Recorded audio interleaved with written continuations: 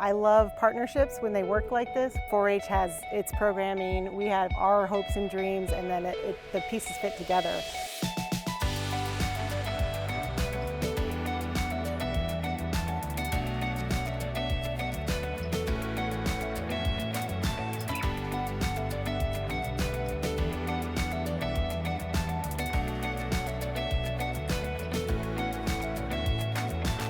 So one of my jobs in the last couple of years was doing mobile art kind of activities for county and statewide 4-H camps, working with WVU Extension.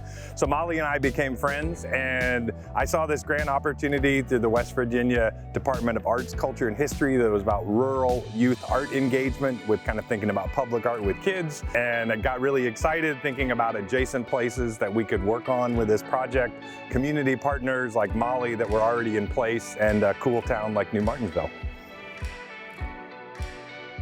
Dylan contacted me about working together on a grant, and I think this has opened up kind of the world of possibilities that we can get outside of the box of traditional 4-H and think about it in a broader way of what we can do that we can call 4-H. It's all youth development where the kids are gaining skills. Just interacting with their friends has been great. Meeting people from Morgantown coming over and us going to Morgantown, exposing them to campus was wonderful.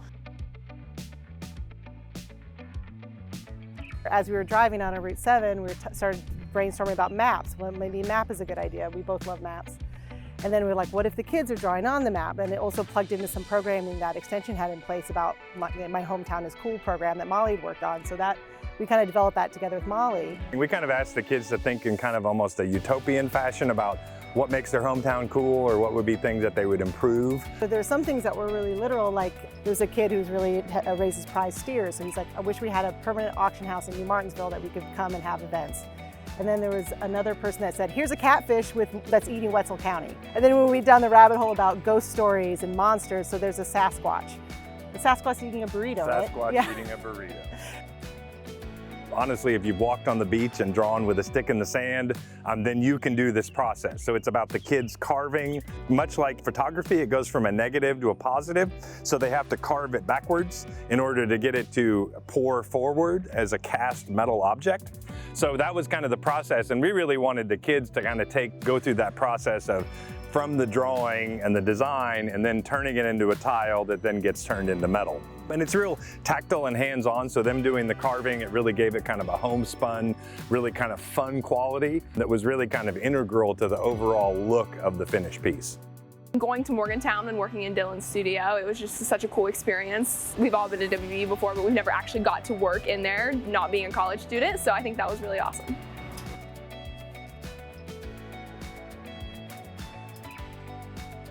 We work very closely with the Wetzel County Commission, and they have been very generous as far as helping with extension throughout the year and 4-H throughout the year, and they are very supportive of the project. Our Chamber of Commerce knows about it. They're excited to see more artwork downtown.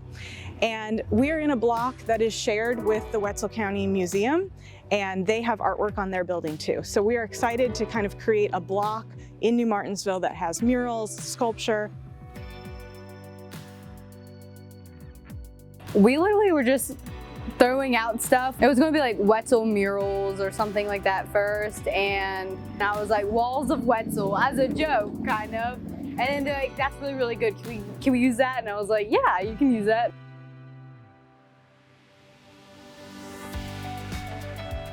Well, we thank you all for your contribution to making Wetzel County a little bit brighter, happier place. Thank you.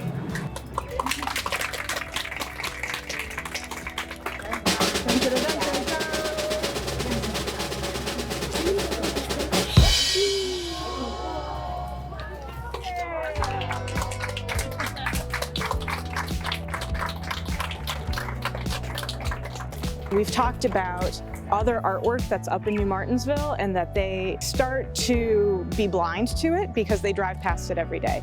This is something they're really going to have a connection to, and they will pay attention to it, and hopefully their friends and family will know about it too. And so they can be proud of something that they've put together that really is going to make an impact on the community, and that all of our community can see. It's right on Main Street. People go by it all the time.